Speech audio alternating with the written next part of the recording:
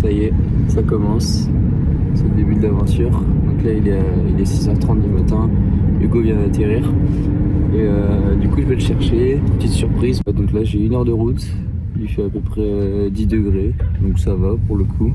Après, quand on va monter en altitude, ça va être bien plus corsé. Mais ouais, c'est cool. J'ai hâte. Ça commence. C'est parti.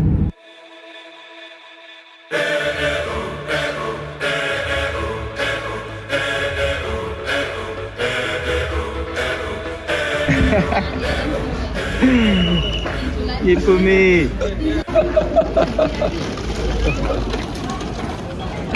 Welcome to Nepal. Thank you. Namaste. En check-in. Voilà notre premier hôtel pour la nuit. Donc c'est cool. On a un petit patio. On va prendre le petit déj. Hugo il a pas trop dormi, mais c'est pas grave. On va s'adapter.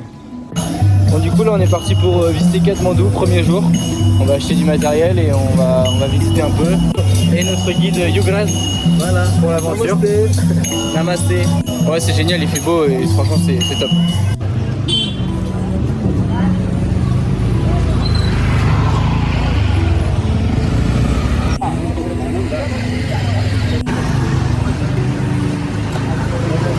Là ça va tout.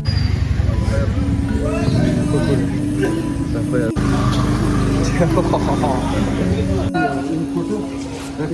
Il est assez pro et tout ça, il s'appelle Shiva. Shiva, ouais. Voilà, elle s'appelle Lakshmi, elle est Dios. Dios, comme on dit. D. Dios. Ouais, ok. Comment ça tu vas apprendre le français? Il utilise comme ça, pour la cérémonie. Que pour les cérémonies ou pour manger aussi Oui, exactement ça. Normalement, c'est là, normalement, on va faire du popcorn. Ici. Ok.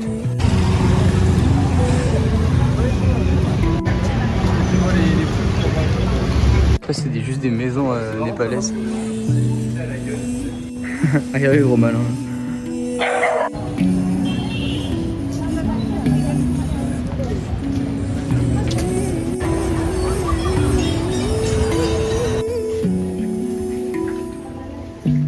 Aïe, putain, il y a ce genre de petites places aussi cachées. C'est trop beau. Imagine les gens en moto là, ils sont obligés de passer par là, genre. On est obligé. C'est comme ça que ça se passe. En marchant dans Katmandou, on commence à voir tous les vestiges vraiment importants du tremblement de terre.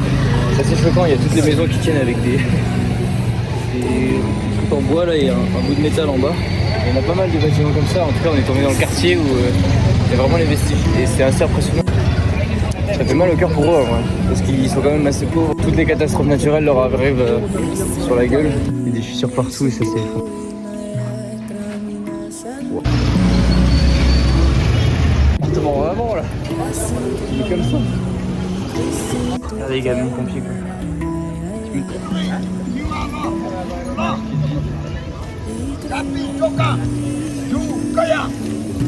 Ils sont obligés de mettre des... Comment t'appelles ça? Des étais pour soutenir les bâtiments parce qu'il n'y a plus rien qui tient. Ah, c'est fou.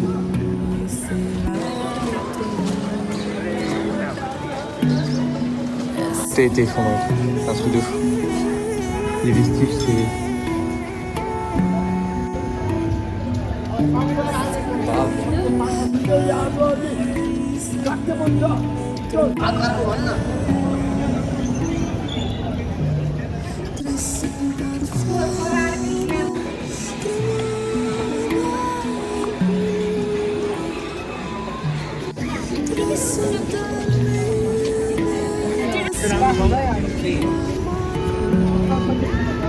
Oh, c'est ouf.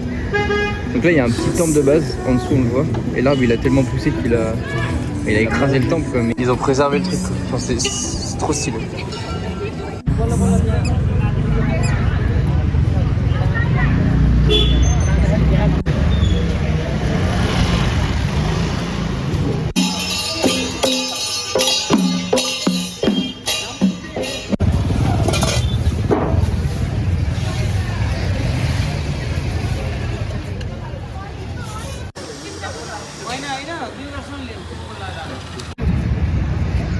Peace!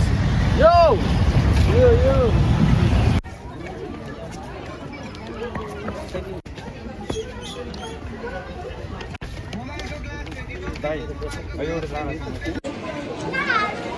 Oh, c'est hyper beau. Là, il y a plein de statues partout.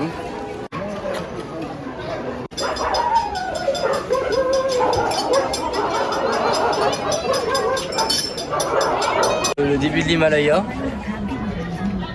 Ça c'est impressionnant.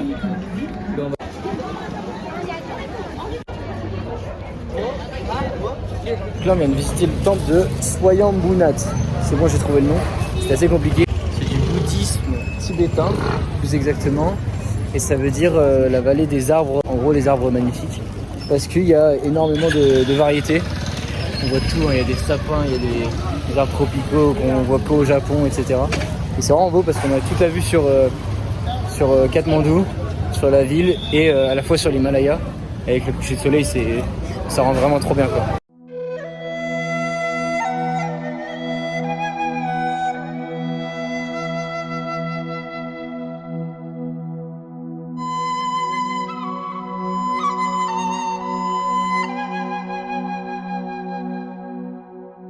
Nous voici au temple de Pashupatinath, un sanctuaire millénaire au bord du fleuve sacré Bagmati.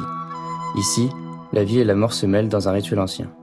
Le long des gâtes de crémation, les familles se rassemblent, choisissant l'emplacement selon leur caste, un reflet des hiérarchies sociales. Plus on est près du temple, plus on est considéré comme riche. Le temple principal, dédié à Shiva, dieu de la destruction et du renouveau, brille de ses toits plaqués d'or. Ces sculptures en bois racontent des histoires de notre temps. Et puis il y a cette scène, des corps qui brûlent. Une vision brutale, presque irréelle, mais étrangement apaisante. Ici, la mort n'est pas une fin déchirante, mais une porte vers une nouvelle vie. On célèbre l'âme qui s'élève, on lui souhaite bonheur et renouveau, bien loin des adieux sombres que nous connaissons. Le corps du défunt est lavé dans l'eau sacrée. Puis, un proche allume le feu funéraire, guidant l'âme vers une nouvelle vie. Les cendres, elles, retournent à la terre, bouclant le cycle éternel. Autrefois, les veuves se sacrifiaient sur le bûcher, une pratique abolie au XIXe siècle, mais qui témoigne du poids de ces traditions. Ici, tout évoque la continuité, le lien entre l'éphémère et l'éternel. La classique.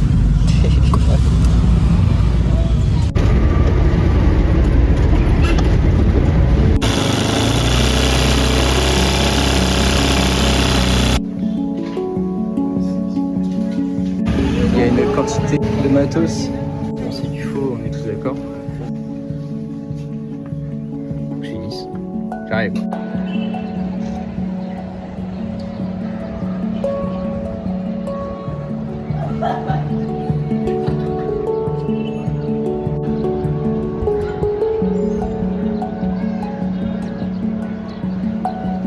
Beau, premières impressions de la ville.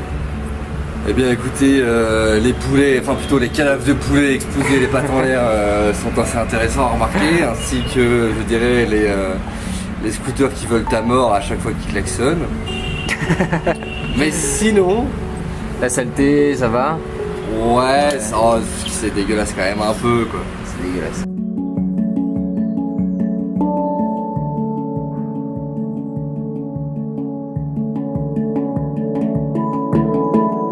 C'est bon, du coup, toutes les affaires sont prêtes. Là, mon sac, celui de Hugo, bien plus rangé comme d'hab. Et l'appareil photo, trop cool. Moi, j'ai pris mon drone. On va essayer de faire quelques plans sympas pendant la visite. Puis voilà quoi, on est parti. Et on se retrouve demain matin au réveil.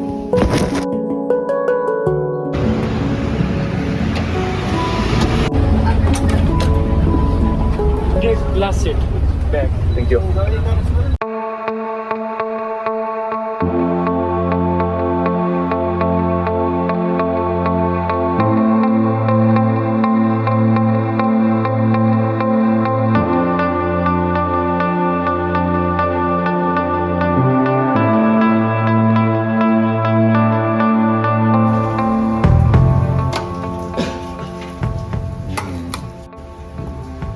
No sauce. Thank you. Bon là, on vient de faire notre première pause. La route est quand même sacrément cabossée. Mais c'est cool, ça fait partie du voyage comme dirait notre collègue. Pois chiches, pommes de terre, nouilles. Bon, budget estimatif 66 centimes. C'est cool. Et c'est pas épicé. J'ai eu le temps de manger une minute, puis le chauffeur il est reparti. Il a raté le bus. Ça va partir.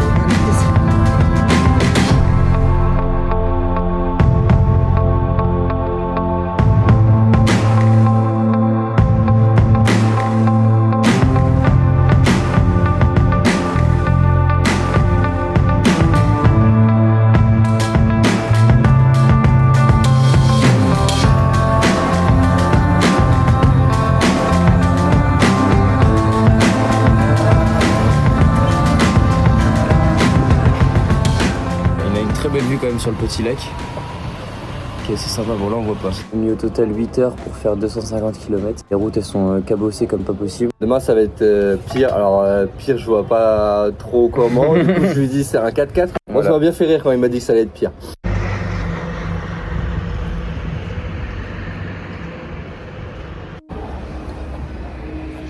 Il y a un peu le lac Léman. Avec ton comparaison de merde.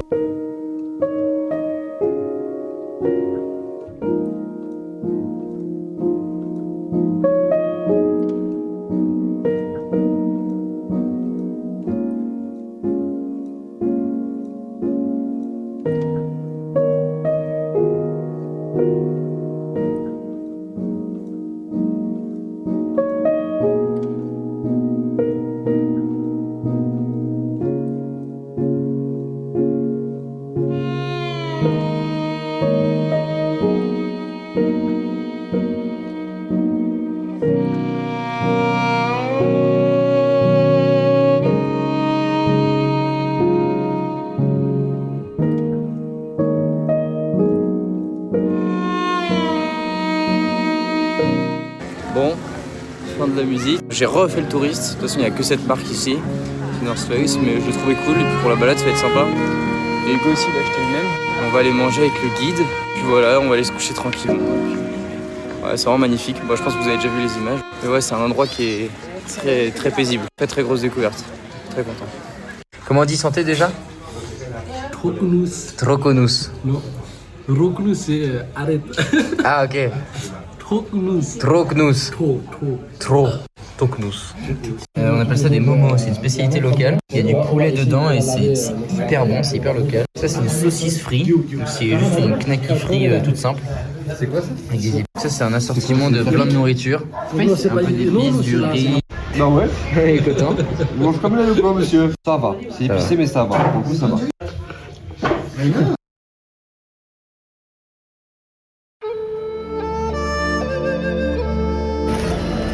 Petit déjeuner de roi. C'est le dernier, pas épicé.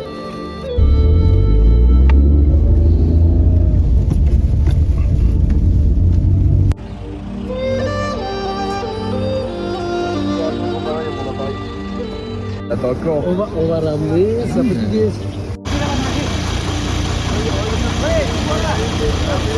Voilà le bus pour 7 heures. Bon, ça va être sportif encore une fois.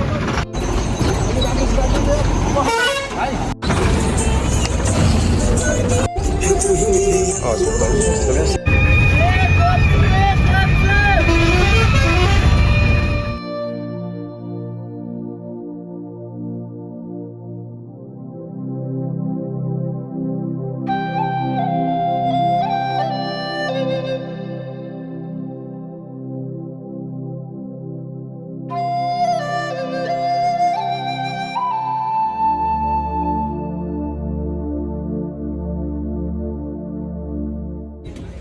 Là, on fait une première pause. C'est le bordel. Le mec, il roule hyper vite.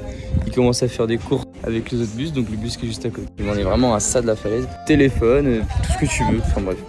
Le mec joue avec notre vie et puis tranquille. Hein. Il a l'air d'être bien serein quand même.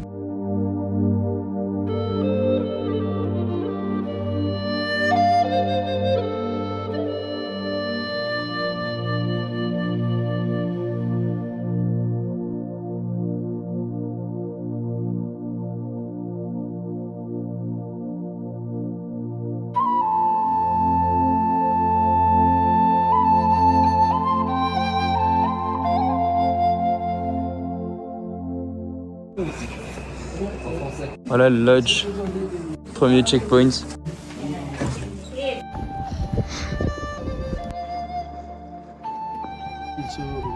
c'est plantation.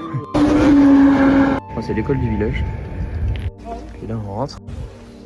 Ouais, c'est quand même... Ok.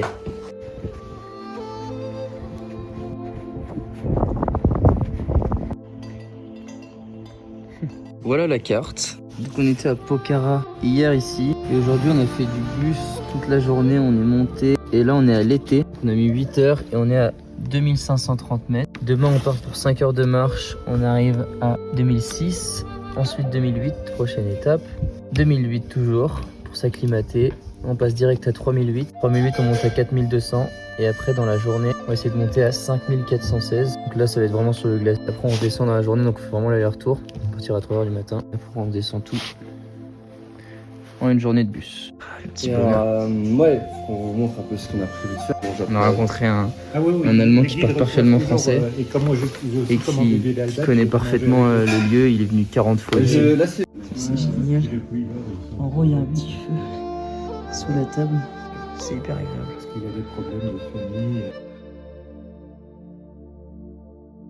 On mange vraiment comme des rois. On voit une petite omelette, un gros biscuit et un thé. Donc là, on est posé. On voit un mont à 7900, 8000 derrière. On a un là-bas, 8000, qui a jamais été grimpé. Au-dessus là, déjà 5000. Donc on est déjà au-dessus du Mont Blanc. Nous, on est à 2005. C'est magnifique.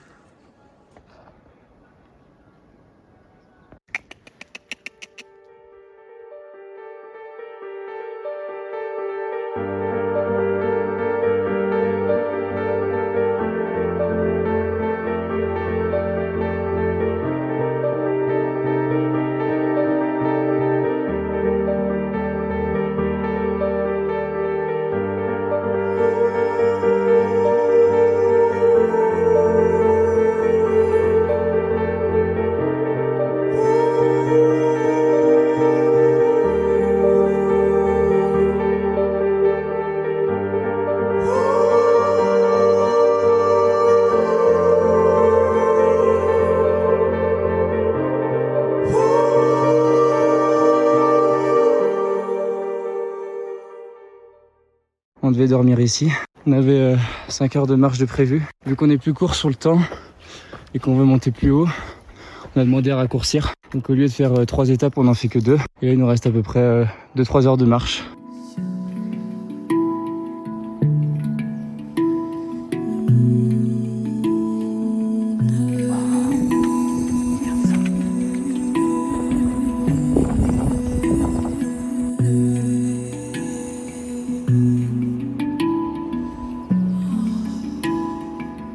À 8200 mètres de haut. On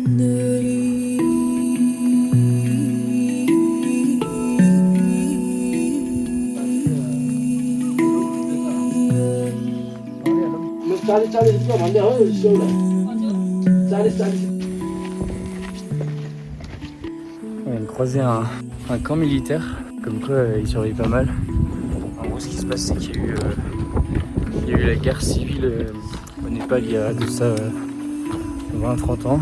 Maintenant, ils sécurisent beaucoup les routes. Et étonnamment, ouais, le Népal, il y a une énorme présence d'armée et de police sur toutes les routes. Sachant qu'il n'y a pas énormément de routes, je pense que ça leur facilite aussi la tâche. Et c'est aussi un camp d'entraînement. Ah, c'est vraiment ça, quoi.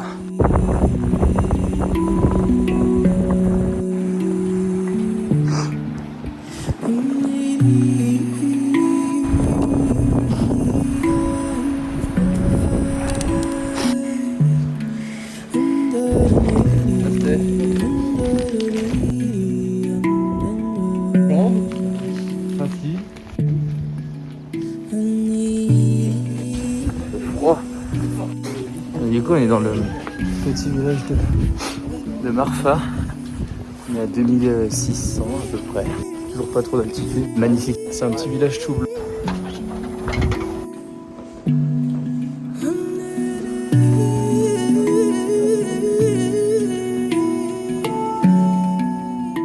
Donc là, le village est typique vu du dessus. Toutes les maisons ont un peu un toit, c'est comme s'il y avait des deuxièmes rues.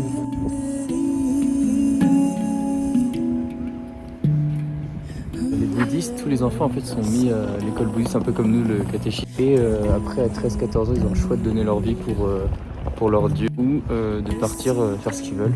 En gros, il disait que ça rendait hyper fier la famille quand il y en avait un dans le lot des enfants qui restait lama. Ils appellent ça lama. Hein. Ouais. Une société il y a 80 ans dans la vallée des vents. Et ouais, on est monté en haut de la colline là-haut. Vous voyez, ouais, ça souffle énormément quand même.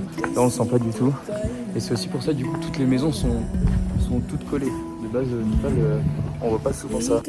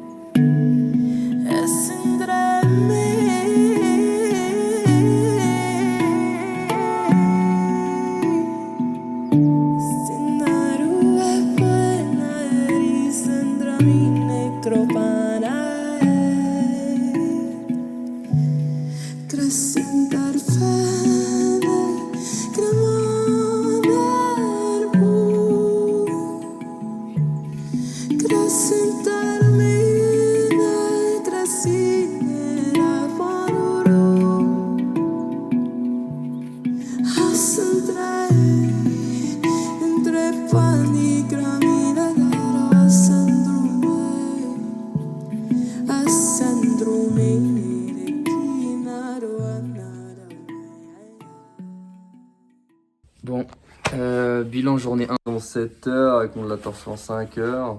Ouais. Et c'était vraiment plat pour le coup. C'était plus. On est vraiment passé une étape du vent qui est assez costaud, mais ça gèle les mains directement quoi. Donc ouais, il fait attention. c'est un vent froid, c'est un vent très très froid pour le coup. Les côtes fondées sont très fines et puis là en plus le matelas c'est une latte de bois donc ouais, c'est du dur. On fout voilà, ouais. On fout la couette en guise de matelas mais bon c'est parti. On se voit demain et bonne nuit à tous. Ils vont pas dormir.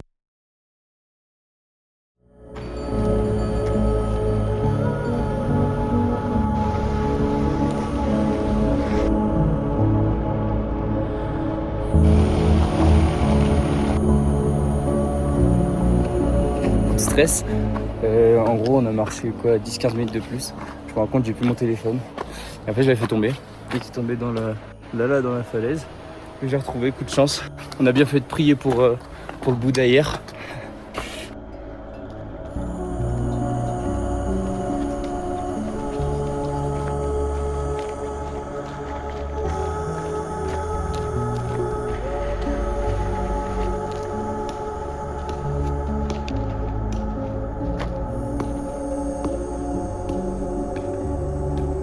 Là, ouais, il y a des...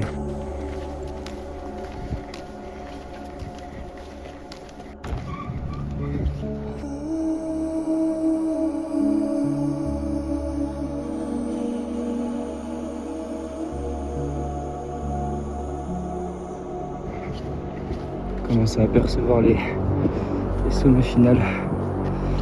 Incroyable.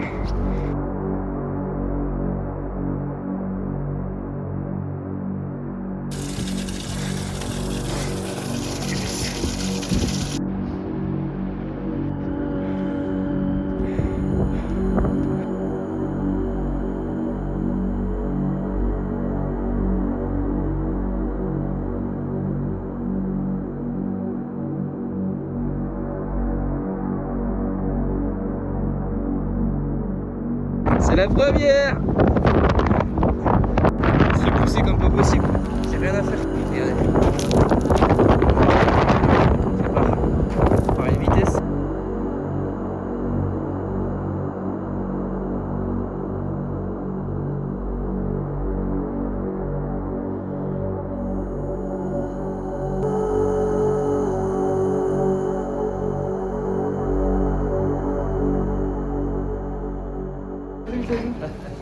Il est trop beau. Il est magnifique. Les yeux verrous en plus. Ouais, incroyable. On est arrivé là ce soir, on va monter votre souci pas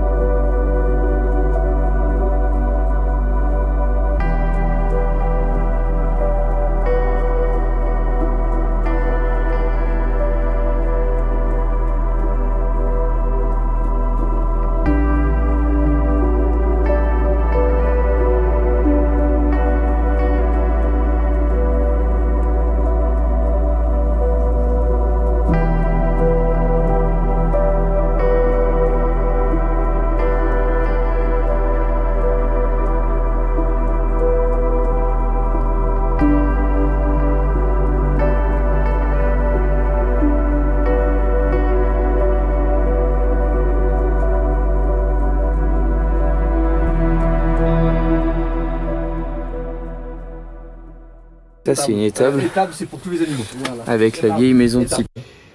Pour mettre sous la table. Il n'y a pas de jus. Il n'y a pas d'eau chaude.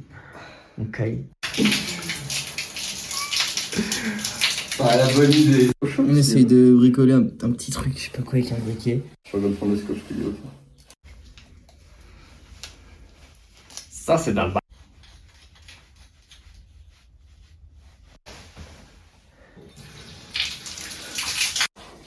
Le guide il se met trop bien. L'eau elle est chaude pour lui, genre. Il a 25 litres. Il n'a rien à d'heure. En gros, c'est ça quoi. Dans la pièce, mais. Il n'y a pas d'évacuation. C'est pas le top. En fait, ils font tous 1m60 ici. Et du coup, leur pied, bah, forcément, il est proportionnel quoi. Donc on passe jamais dedans. Donc on marche comme ça.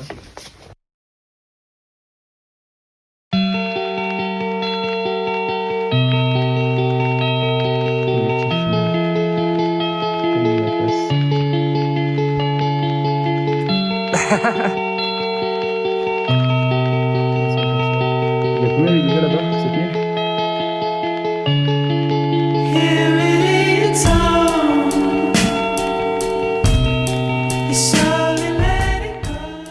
Je réfléchissais, je me disais, putain, il fait beau, il fait chaud. Ouais. Et je me suis dit, mon caleçon, si je le mettais pas à sécher. Ah putain, c'est le mien en plus. C'est pour ça que t'étais en retard. Ouais, c'est pour ça que j'étais en retard. Super. J'ai tendu mon large. Marrant ça.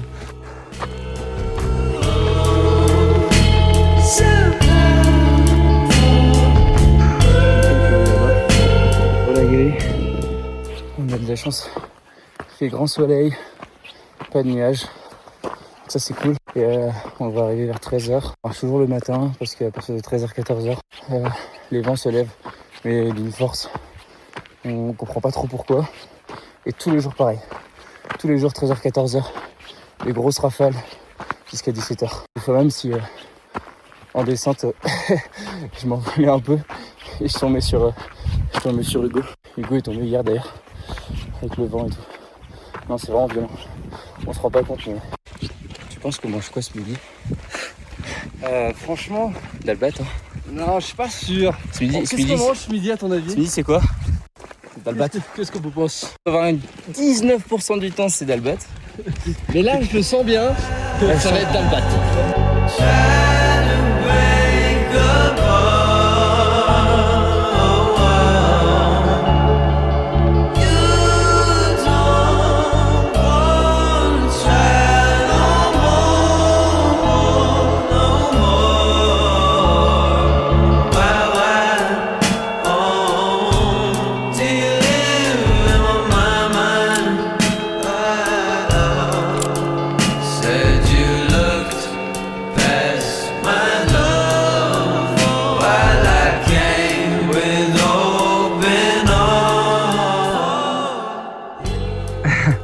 On a évité la punition.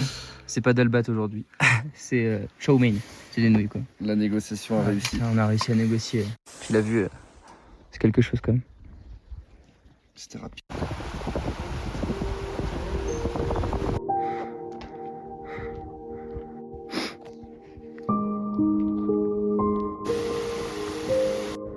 C'est beau. Petit lac.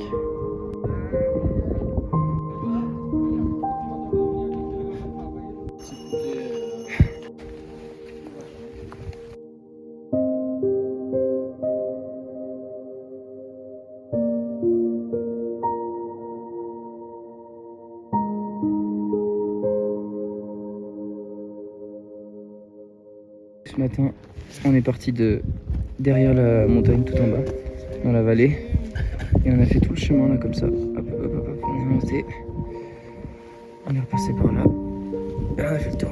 On est arrivé là, en Muktinat. Le dernier point avant le passage au col.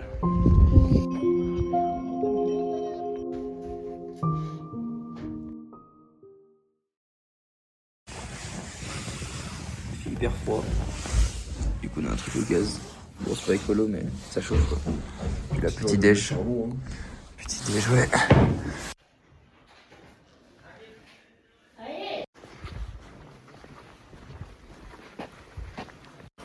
Bon, du coup, départ de Muktinat. Là, il fait vraiment très froid. Aujourd'hui on part pour 2 heures de marche seulement. On fait que 400 mètres de dénivelé, donc là on était à 3800, on passe à 4200.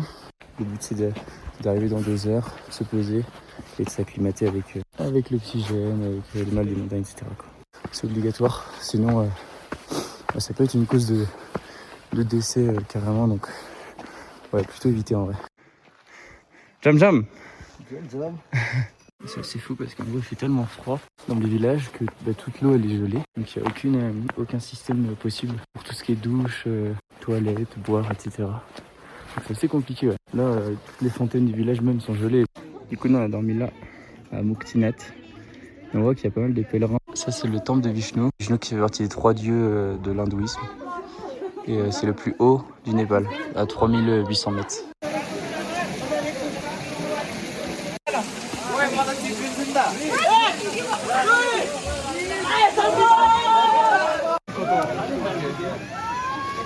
Mais l'eau elle est chaude ou elle est froide là? Non, il est froid. Ouais, Juste son corps qui émet la chaleur. Ouais, regardez, c'est... oh. Une fois être passé sous les 108 fontaines qui font le tour du temple, derrière, les gens ils se sont nettoyés comme on vous l'a montré. Et après ils ont du coup le droit de rentrer dans le temple pour prier et de se faire protéger par Vishnu. Vishnu qui est le dieu de la protection de la famille, des proches et des amis des différents hindous. En gros.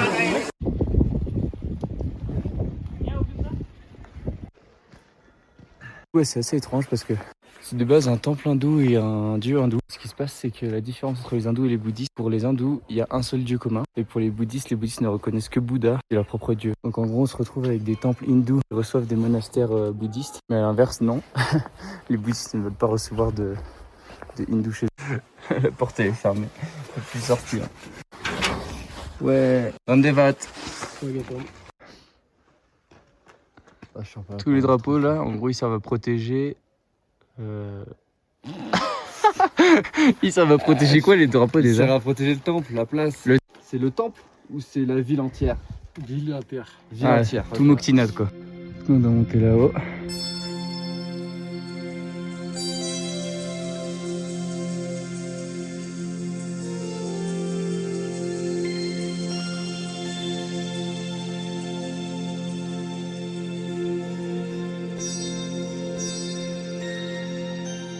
Moi ça fait à peu près 2-3 jours que j'ai mon nerf dans le dos qui chauffe, qui tire. Ça fait vraiment mal, du coup j'utilise plus les bâtons pour essayer d'amortir avec mes mains. Je mets un gant entre les deux. Et c'est pas dû au sac forcément. Porter de sac je dirais aussi longtemps et avec un poids aussi important. Et du coup la douleur est revenue. Et ça tire. Hier j'étais vraiment mal. Hier soir. On va essayer d'arriver, il reste plus qu'un jour et demi, puis voilà quoi. C'est pas très grave.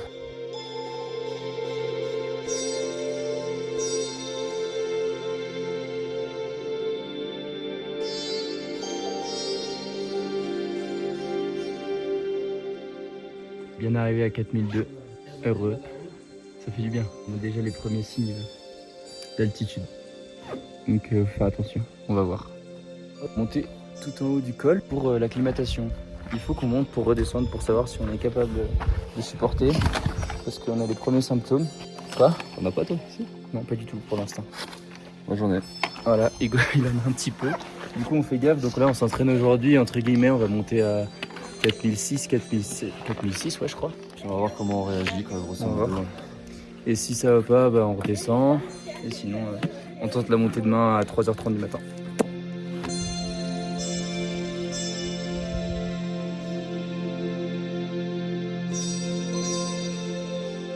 Du coup l'acclimatation est faite. Là, le step, ça s'est bien passé, tranquille. Puis on a croisé des gens qui étaient de France. Ouais, apparemment ça taille bien quoi.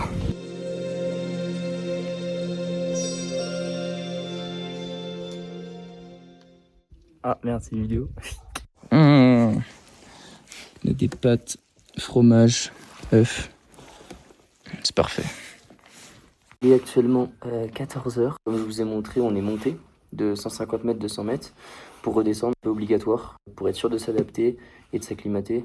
Hugo il a déjà eu un peu de symptômes, donc on fait vraiment gaffe là-dessus. On se couche à 19h30 pour départ demain à 3h. Pourquoi aussitôt? Parce qu'on veut faire le lever de soleil tout en haut. Il y a 4 heures de montée avec 1200 mètres de dénivelé, donc ça va être costaud. On va tout monter à la frontale, ça va être encore plus dur. Et ressenti, c'est ça le pire en fait. C'est que le ressenti à 3h du matin, il est à moins 14 et plus bas que nous. Donc vu que nous on est encore plus haut que ça, on est à 500 mètres en plus de la station météo d'en bas parce qu'il n'y en a pas ici, vous imaginez bien. Et ben ouais, je pense qu'on va vraiment bien cailler. Mais bon, c'est pas. Moi en attendant, du coup, j'ai rien à faire. Le petit livre que je lis, Le pouvoir du subconscient. Au final, bon, je sais qu'il y en a plein qui vont rire, hein, parce que je lis pas souvent, très peu d'ailleurs. Mais vu que j'ai rien à faire, et au final, c'est hyper intéressant et ça marche. Bon, du coup, nouvelle surprise, je vous reprends assez vite. En gros, il n'y a pas d'eau du tout dans le gîte. À 3000, on avait un problème de pression. L'eau ne sortait pas. Comme vous avez vu avec le scotch noir, on a essayé de manigancer quelque chose, mais c'était compliqué. À 3008, l'eau était gelée dans tous les conduits. Donc en fait, on n'a pas eu de douche du tout. On a tout fait au gant avec ce qu'ils avaient comme réserve dans les casseroles. Bon, ça allait. Puis là, plus rien. Plus rien du tout. Donc pas de douche possible. Un peu de crasse, c'est pas grave. Pas de toilette possible. Il va falloir aller dans la nature. Et même pour boire, en fait, ça va être que la bouteille d'eau. Donc ouais, c'est comme ça, mais c'est vrai que plus on monte, plus ça devient compliqué. Heureusement que demain, du coup, c'est le dernier jour. Parce que là, on commence à en avoir un peu marre.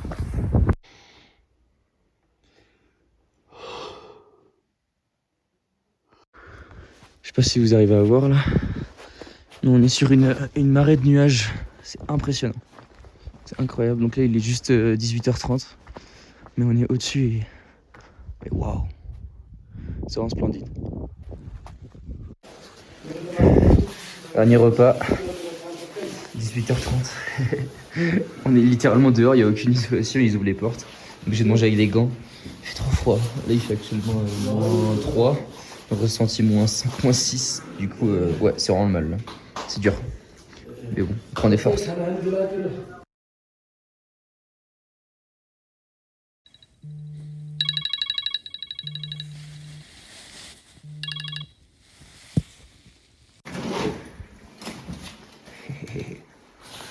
On est parti.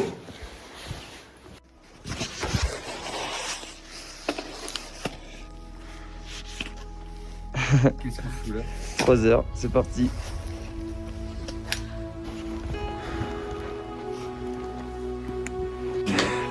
Changement de mule. La mule numéro 1 passe à la mule numéro 2. Le guide, bah il est plus là du coup. Le guide il est parti au bout d'une heure, il se sentait mal. Du coup on part tout seul. C'est un peu dangereux mais on le fait. Hein. Non, on va être tranquille. Et là on a trouvé un petit refuge pour bouffer un petit coup.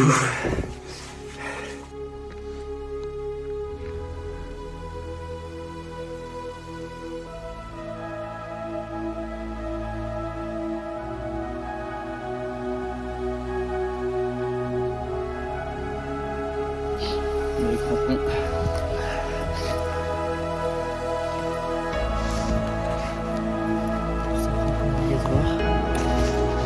Ça c'est bien dangereux. Je sais pas si vous voyez le chemin, mais en gros la pente elle est... Le chemin c'est spectaculaire.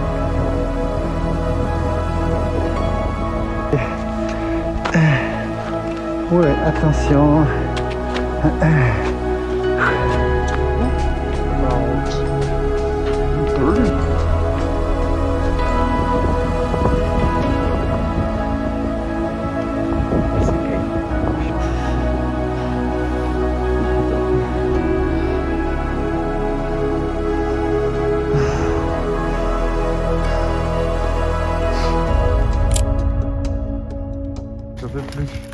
J'en peux plus.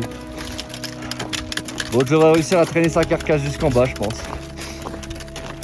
Encore, mais au moins on a du soleil comparé à l'allée. Moi j'ai encore une énorme migraine qui tabasse derrière.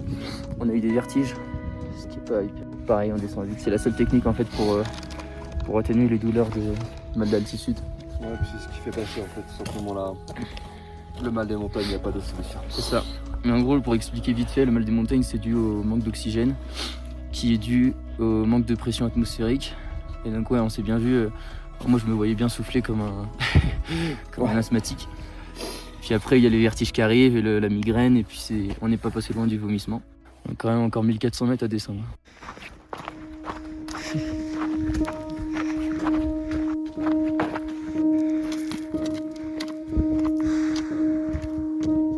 On vous a pas menti. Celle-là était dans le corps d'Hugo, il y a quand même des glaçons. Alors celui-là, ouais, je l'ai mis avec moi pour pas qu'on boit trop froid. Au final, il y a des glaçons partout. Ouais, et puis celle-là, je l'ai oublié sur le côté du sac. C'est un marteau maintenant. Il y a... C'est terrible. Oui, c'est un glaçon. C'est pire que glacé, je pense. Donc effectivement, je crois qu'on était pas loin des moins 20.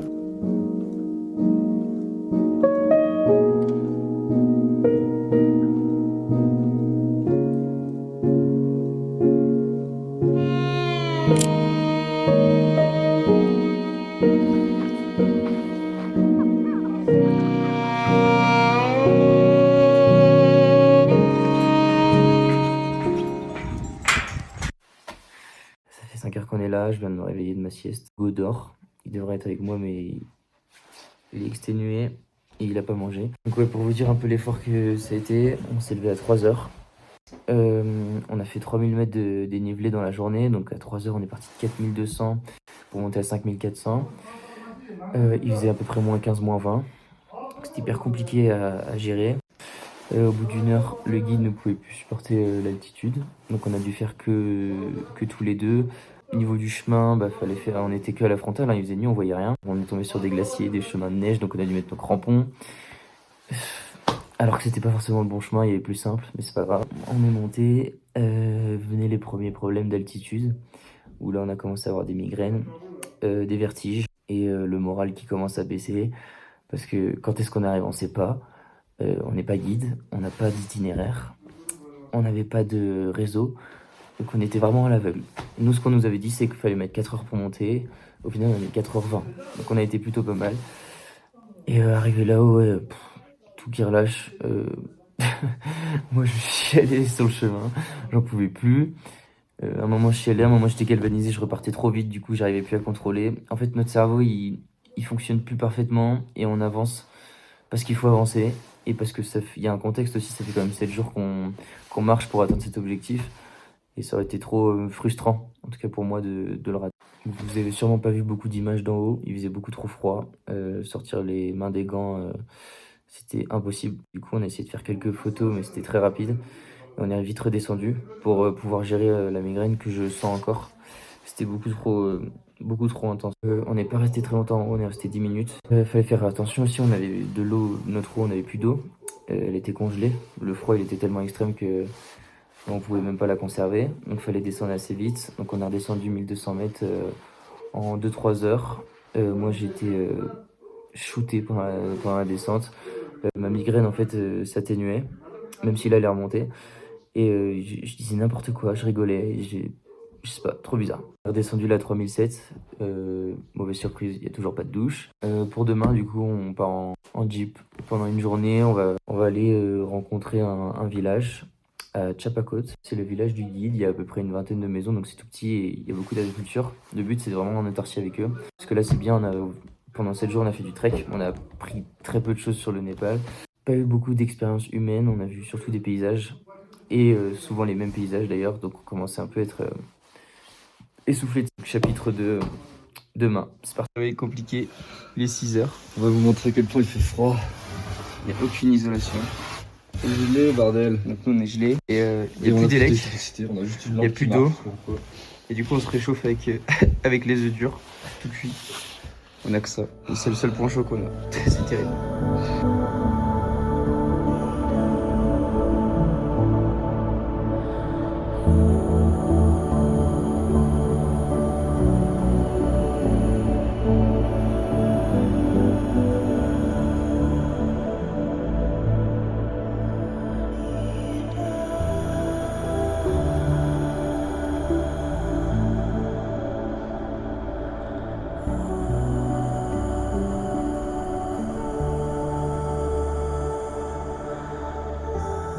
Voilà notre 4x4 pour la journée, ça bouscule plus qu'un bus. On est hyper déçus, mais bon c'est pas grave. Le bar il est trop stylé. Une petite pause ici. Et là en bas il y a un petit coin trop sympa. Vue sur la cascade. Trop cool.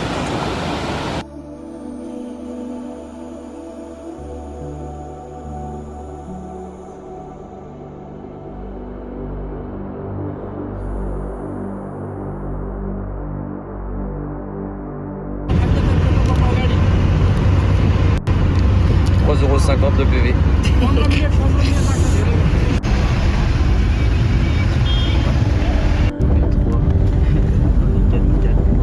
On est 16 dans la voiture.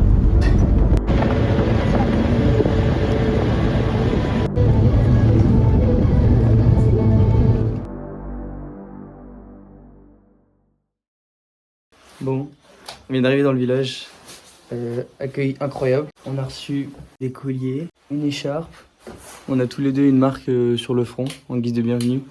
Et il y avait quoi, on est descendu du bus, il y avait bien une vingtaine de personnes qui sont venues nous accueillir en courant. Du coup on était assez choqués. Dalvat.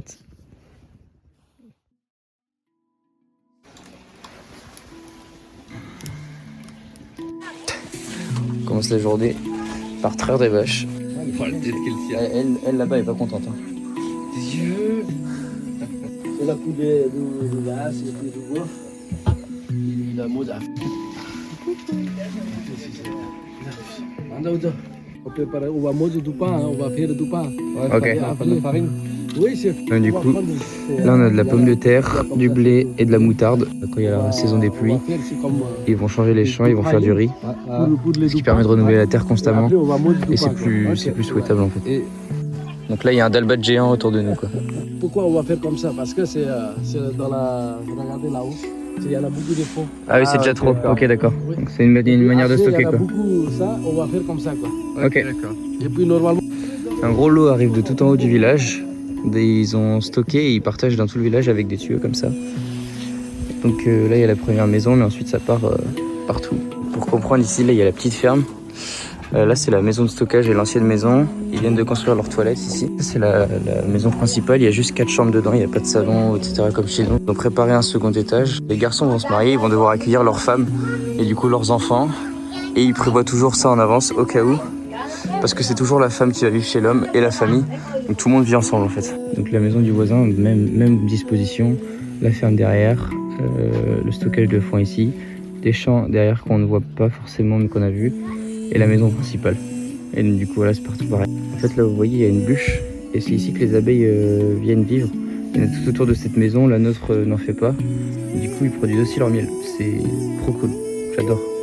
Il y a 80% du pays qui est comme ça, c'est ce que nous a dit le guide. Du coup, on vit chez le guide, hein, pour vous donner le contexte. Chaque famille a 4-5 champs, vit en indépendance et peut se permettre de se reposer, ce qu'il nous a dit, de se reposer 3-4 mois tranquille, le temps qu'il y a de la nourriture, c'est bon, ça passe. Quantifier tout ça, ils bouffent quand même minimum, ils nous ont dit plus de 100 kilos de riz par an. C'est énorme, ils le font bien en tout cas, c'est le plus important. Ils mélangent ciment, gravier, eau. Et après, ils refont leur salle de bain.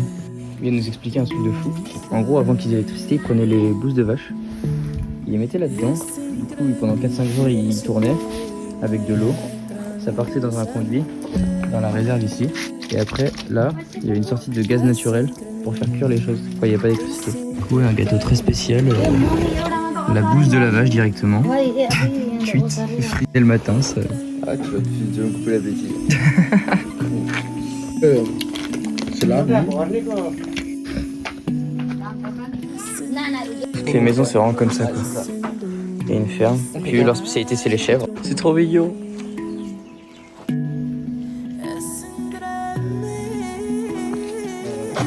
Qui est brahman, qui vous marie juste brahman quoi.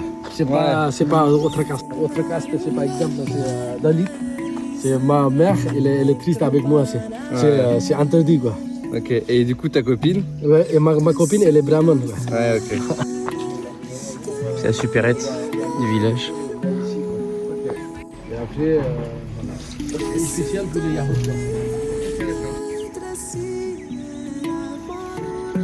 Ils ont toutes leurs spécificités. Il y en a qui produisent des chèvres, il y en a qui produisent le blé. Namasté. lui il coupe du bois. Et en fait, ils travaillent tous ensemble. C'est une société qui est énormément dans le partage. Et c'est fou. C'est comme si on avait changé d'époque, honnêtement. Là, on se retrouve un peu à l'âge de nos... Même pas nos grands-parents, nos arrière-grands-parents. Sur comment ça fonctionne, comment ils vivent ensemble et tout. Et c'est trop cool de pouvoir faire ça encore. Ils brûlent leurs déchets. Tout est fait ici et ils peuvent vivre totalement en autarcie. C'est trop bien. Alors en France, c'est comme ça. Tu prends ton fruit, tu l'écrases. Après, tu le fais chauffer. C'est un alcool de quoi? C'est alcool du millet, du riz, du blé. Il faut une usine à pâte. Ciao. La farine, ensuite ils font la pâte. Voilà, c'est la du farine quoi ça. Ouais.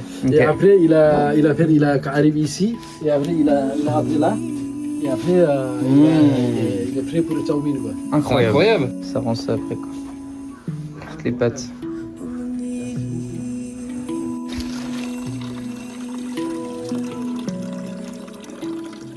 Tout est au ralenti.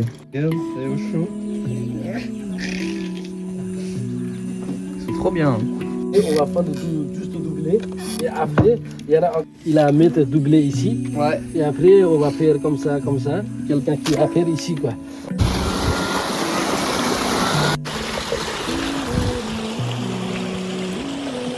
Un caillou, un bout de sac et hop, l'irrigation avec.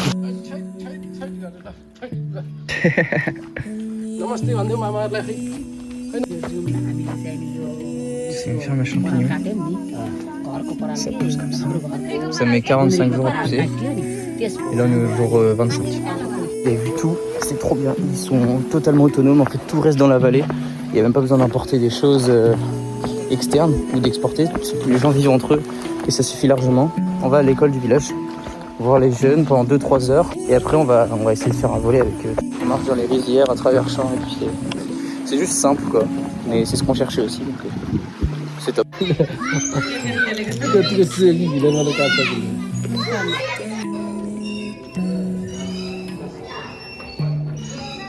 est ton nom? Quel est ton nom? Quel est ton nom?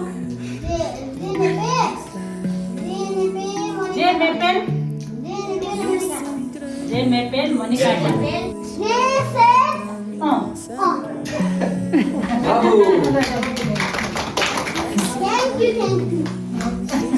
Je suis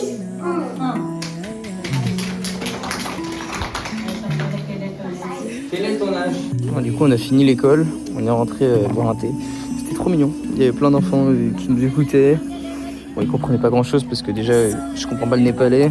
Ils parlent pas très bien anglais. C'est compliqué. Et là, on va enchaîner avec un volley. On savait pas du tout, mais en fait, c'est le sport pas national, mais entre guillemets.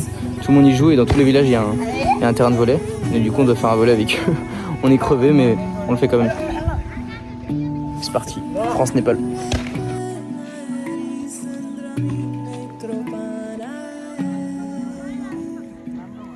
Pourquoi on a arrêté? Parce qu'ils veulent qu'on mette de l'argent pour jouer. Sachant qu'on est nuls, on va pas jouer avec eux. Du coup, on va juste regarder. Ouais, ce sera mieux.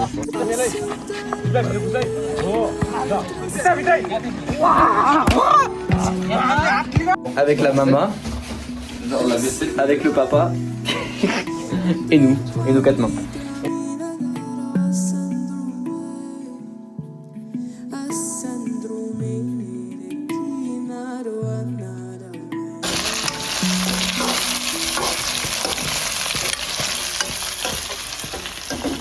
Donnevat.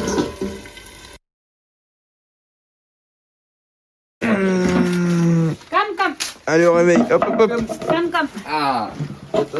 Allez, boule. Come. Oui, j'arrive. Siège, il est plus petit que mon pied.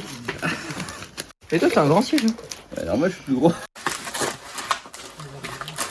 Maman, ok? Adam Raja. Deremitosa. Nice. Allez, deuxième fournée. Il y en a combien au total là? On va se faire avoir. Ah. Les sacs, ils arrivaient l'un après l'autre pour le maïs. On savait pas d'où ça venait, mais ouais, du coup, on a trouvé le stockage. Puis là, je me retourne et je vois la quantité de riz qui stocke. Il y a bien 400-500 kilos de riz. Facile. C'est énorme. C'est hyper profond surtout. Bon vélo. Où? Bon vélo. Mais où? Ah, bon ici. Apparemment. On en fait du popcorn.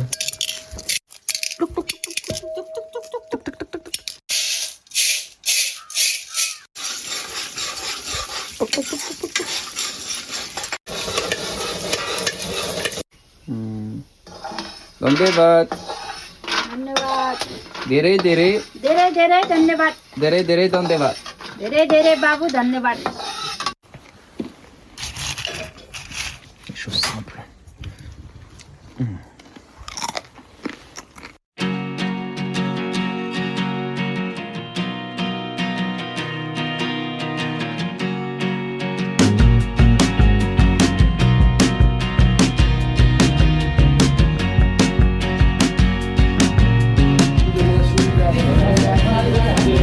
C'est bon du tout propre.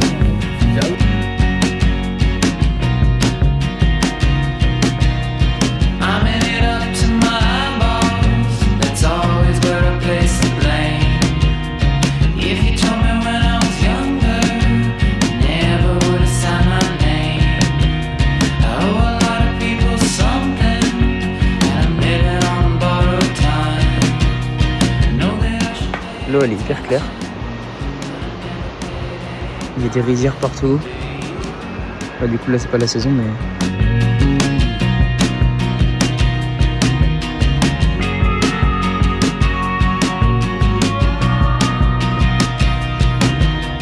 You know that I'm always worried that I can never pay my debt. Always Là il bat le feel maïs. like I'm running. Voilà du coup pour nous dire au revoir et pour nous remercier, c'est trop mignon, ils ont invité tout le village chez nous. On va danser avec eux sur danse népalaise etc. Et on va voir ce que ça donne. Je suis assez curieux de voir comment ils gèrent le truc. À suivre.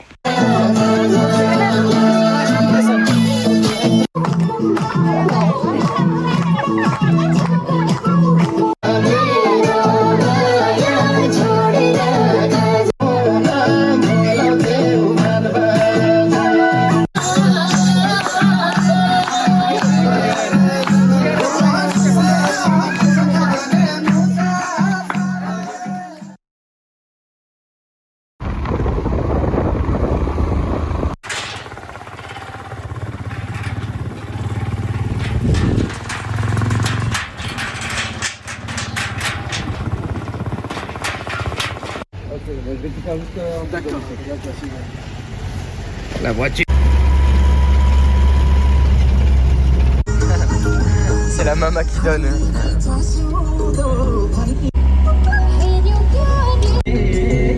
On est arrivé dans le bus, on est sorti du 4x4 et on sort les sacs. Le bus nous attendait au croisement de l'intersection de la petite ville. Je pense qu'il attendait depuis 20-30 minutes parce que forcément on était en retard. J'ai jamais été aussi serré dans un bus. Regardez l'espace entre le siège et le siège de devant. Je peux juste pousser comme ça. C'est assez marrant parce que là on passe un pont en gros et ils sont tous, j'ai pas compris, ils sont tous mis à prier avant le pont. Je sais pas s'ils croient pas en l'architecte ou si c'est juste une coutume de prier avant chaque ouvrage.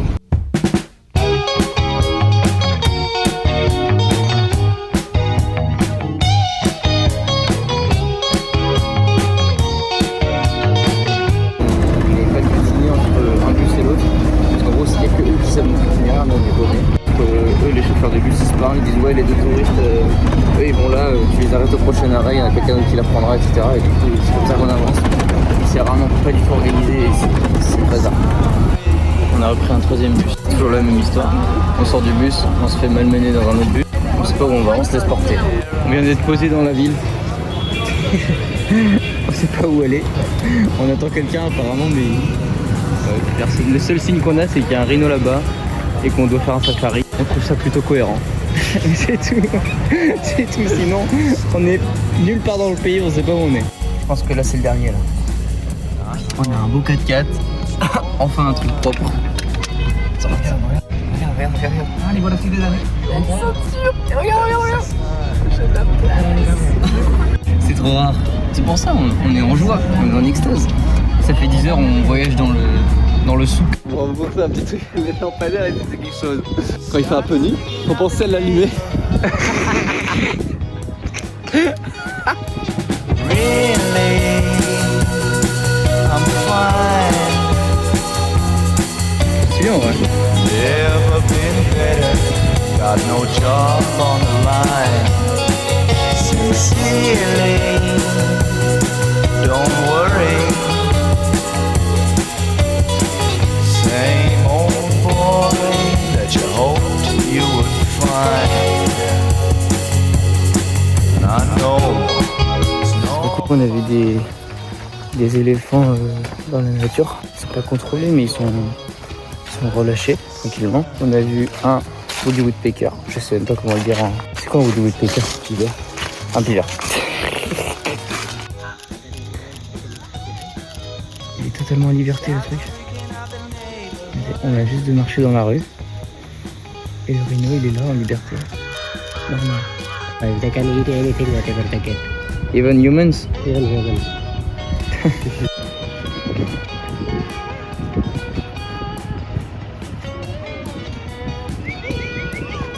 Hello.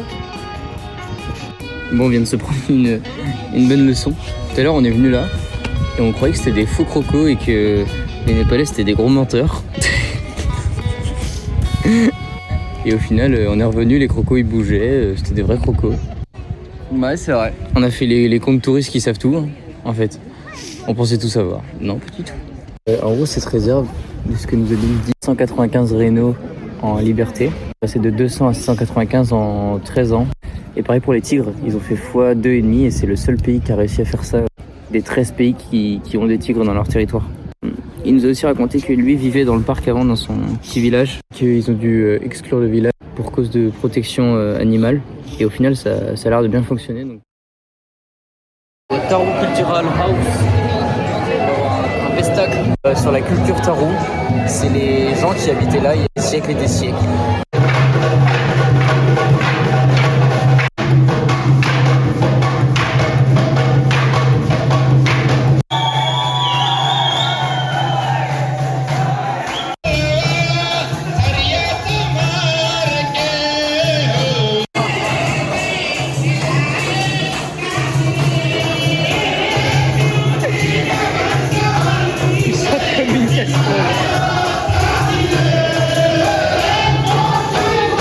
Bon, on a globalement rien compris. Ouais, il y en avait qui étaient pour la mort, d'autres qui étaient pour la vie, je crois, c'est ce que j'ai réussi à comprendre. Et à la fin, il y a tout le monde qui est monté sur la scène. On n'a pas compris. Et il y a un mec qui s'est mis à chanter. hyper Un peu bizarre. Ouais, c'était étrange. Jour 2. On a affrété un bus pour notre visite. On est avec le guide Damo. Damo. Namasté.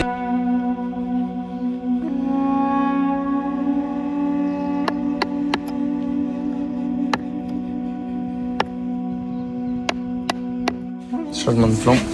On reprend le bus à la réserve du gouvernement. On s'est fait avoir par des Allemands. Encore eux. Encore une fois. Les casques à pointe. Toujours les mêmes. Ils ont pris notre place dans la barque.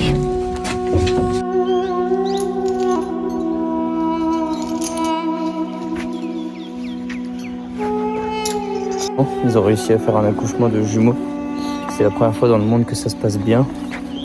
En tout cas que c'est réussi et qu'il n'y a pas de mort auprès des éléphants.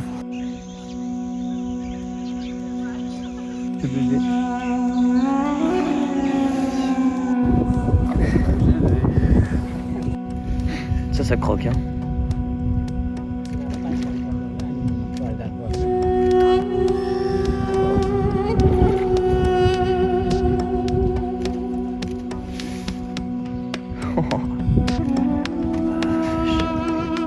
Ce qu'ils disaient en fait ici, c'est que c'est des crocos au sang froid. Et du coup toute la journée ils restent sous les UV, sous le soleil.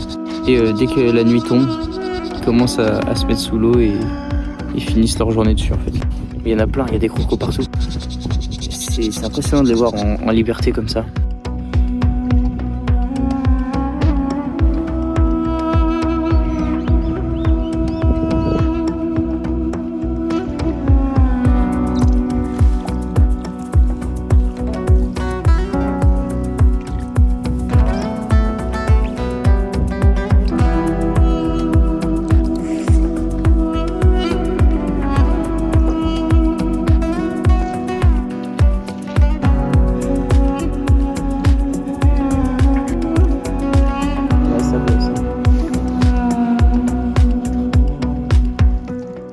trouve ça fou comment on est vraiment... on passe devant les crocos.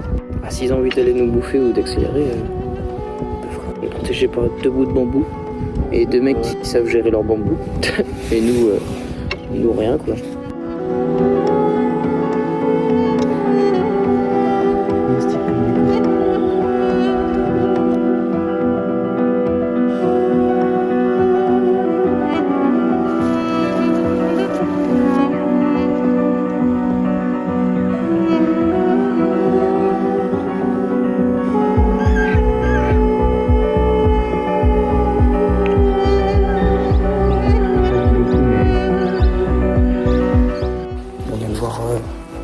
Rhinos au loin, on a vu un paquet de crocodiles, il n'y a pas de barrière, tout est hyper naturel, c'est magnifique. Dangereux, du coup on peut pas trop traîner. Sauf parce que du coup il y a même des gens qui travaillent là et qui, en fait il y a une vraie cohabitation et un vrai respect entre les gens et les animaux. Chacun garde ses distances, il n'y a jamais eu de problème et il n'y en aura sûrement jamais. Et c'est ça qu'ils essayent de nous... Juste on garde nos distances, on respecte l'animal et il n'y aura jamais de soucis normalement. On est reparti. C'est notre taxi privé, en plus il n'y a que nous. Ils font l'agriculture mais à la main, là je vois un mec qui est à la faux en train de tirer le blé, tirer les herbes et encore une fois un gap 100 ans en avant sur la France. Vraiment bon dans la réalité.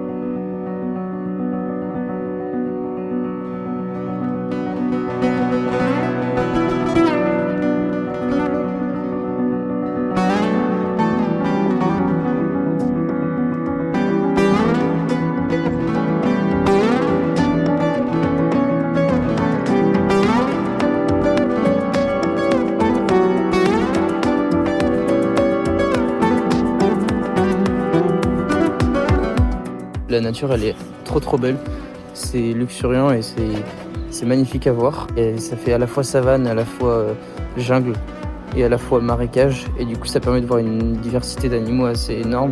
Même si là on n'a pas beaucoup de chance, on a vu que des crocos.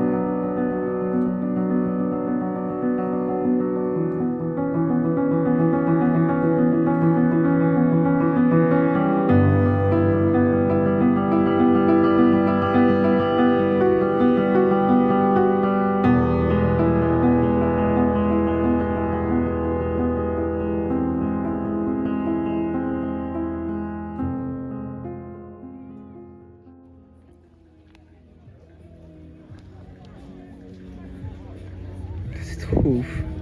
Il y a un éléphant. On est en train de tranquille dans la rue, on rentrait à l'hôtel.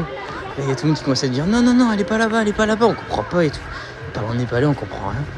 En fait, il y avait un éléphant qui était sorti, un éléphant sauvage qui était sorti du parc, qui était en train de marcher dans la rue. C'est des malades. Hey, he's crazy for me, I am French. Les gars, il y a un rhino dans la rue. Regardez, ici. Plein eau.